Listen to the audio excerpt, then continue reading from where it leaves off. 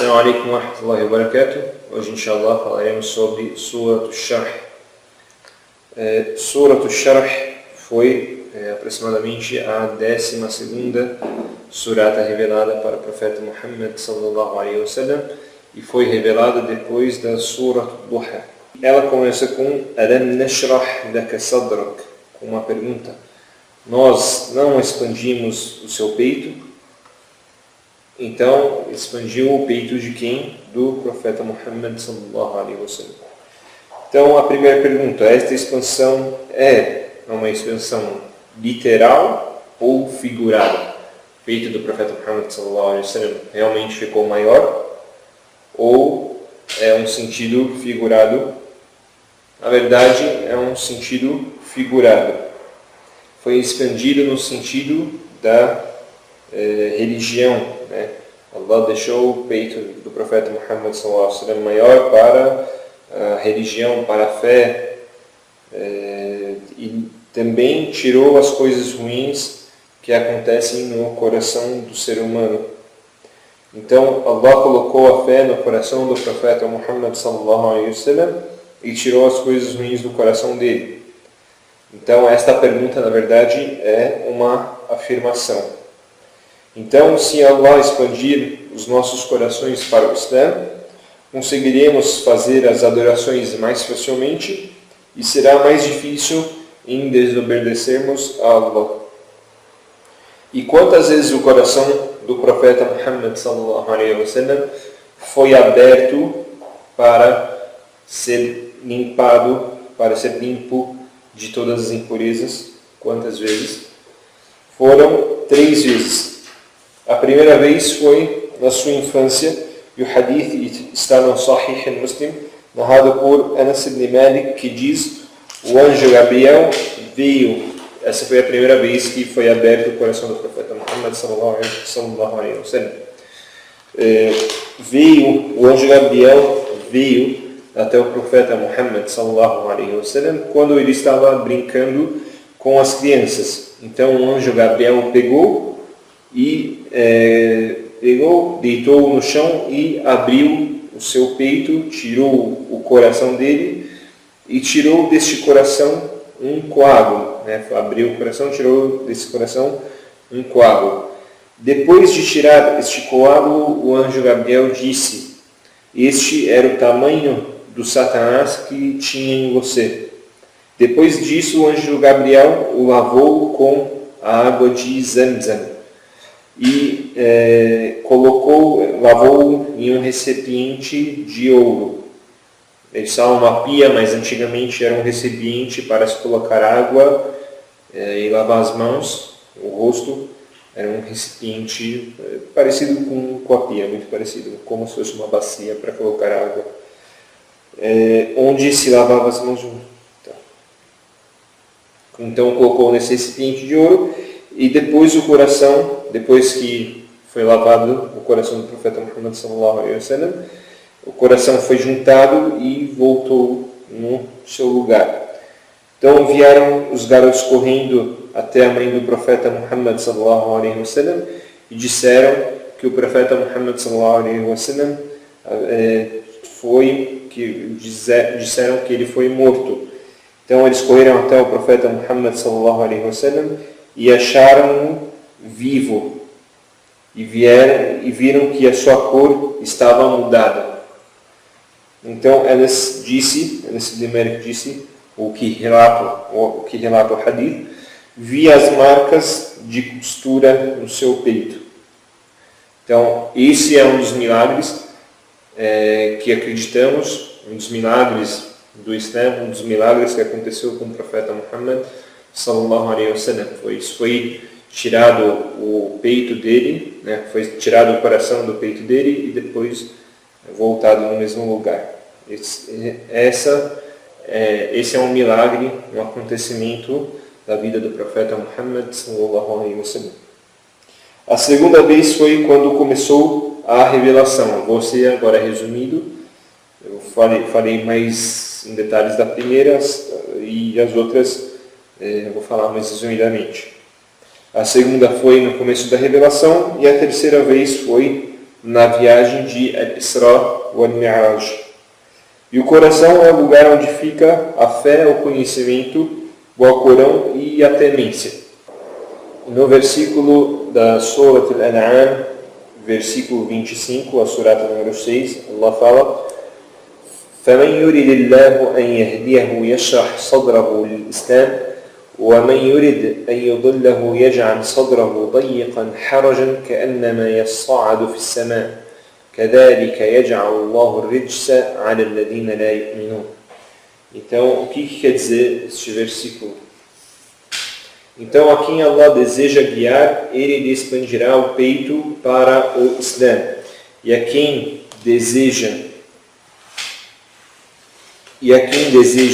descaminhar, né, Ele lhe tornará o peito constrito, oprimido, como se estivesse subindo até o céu, no sentido de cada vez que o ser humano sobe a altura, fica mais difícil de respirar.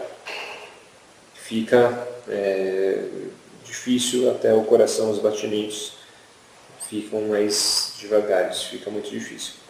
Assim, Allah faz cair o tormento sobre os que não creem. E esse é o final do versículo.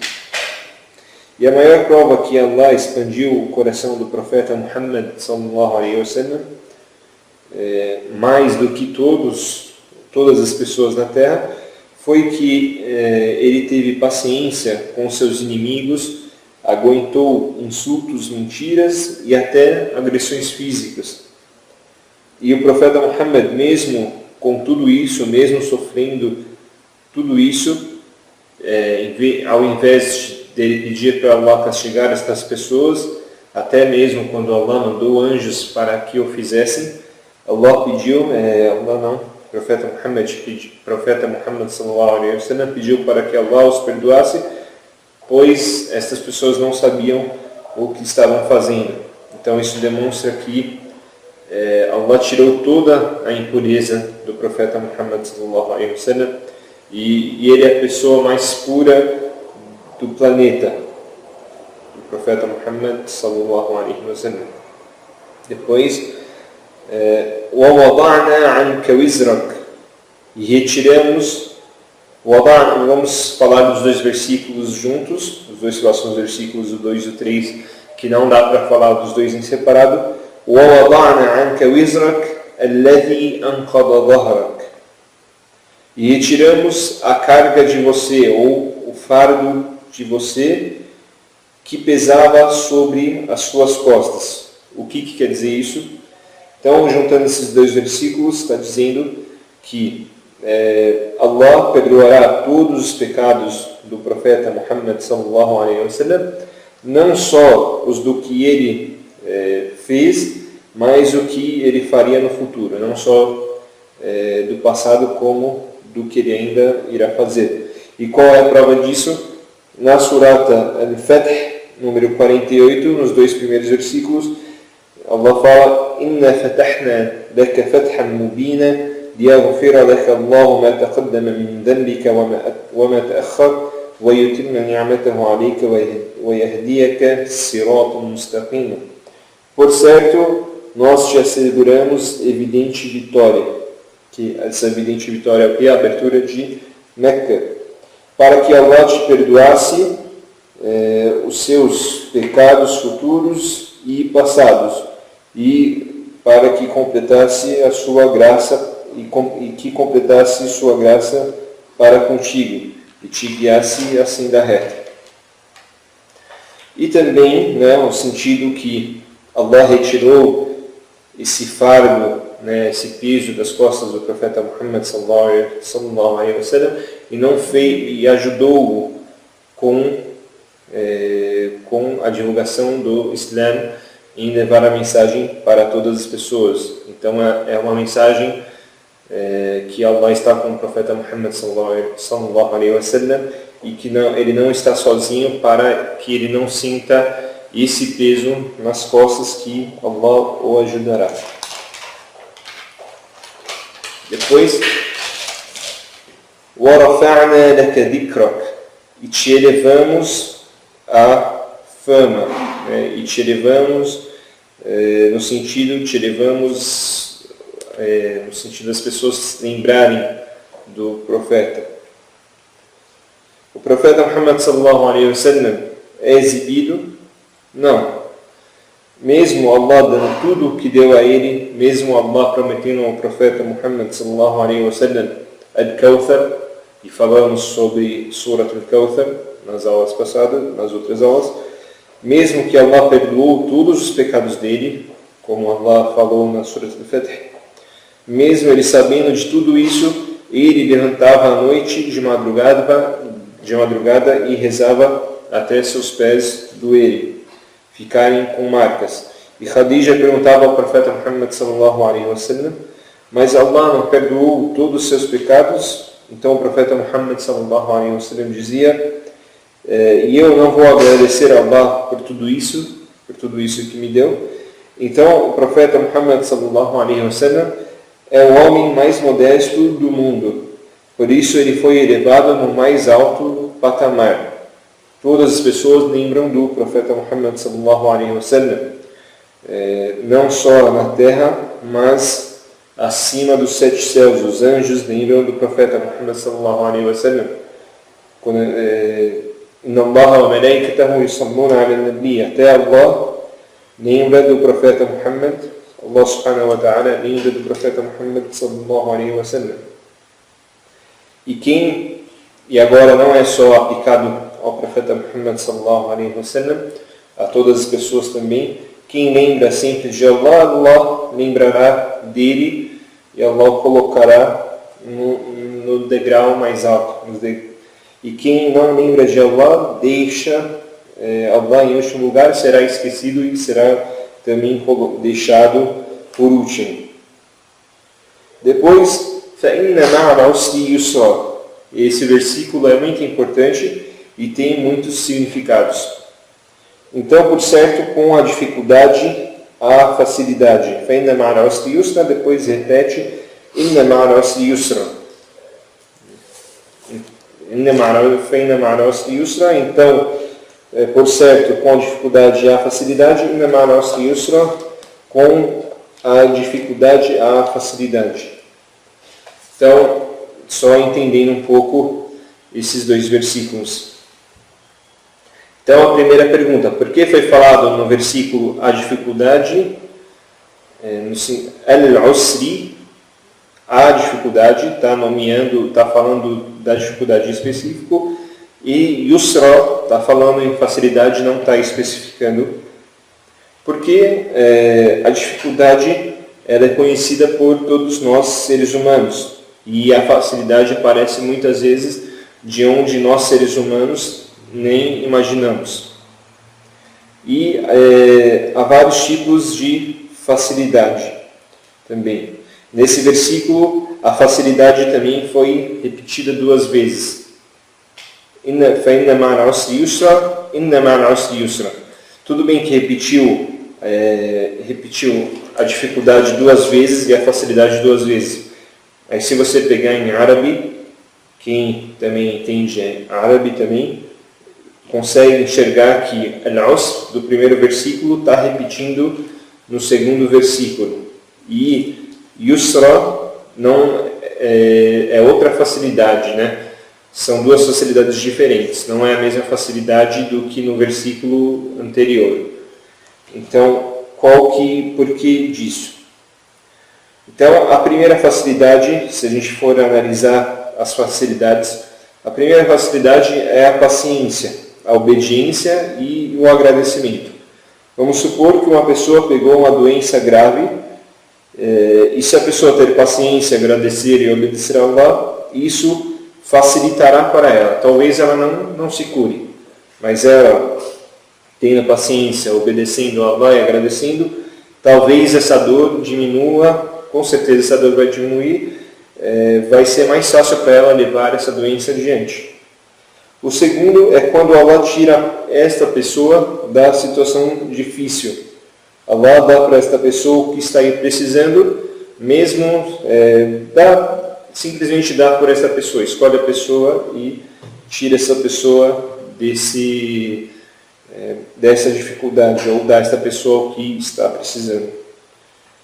Também, um outro sentido é a facilidade no dia do juízo final. Se a pessoa teve muita dificuldade nesta vida, a pessoa que temeu em Allah sabe que Allah dará facilidade para ele na outra vida, se ele teve paciência nesta vida.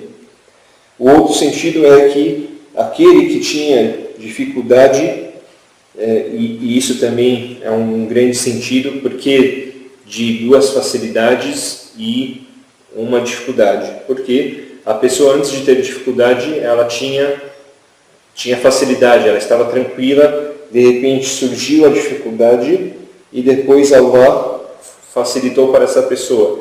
Então ela teve um momento de facilidade, depois surgiu a dificuldade e depois Allah facilitou para ela, então de novo voltou a um momento de facilidade.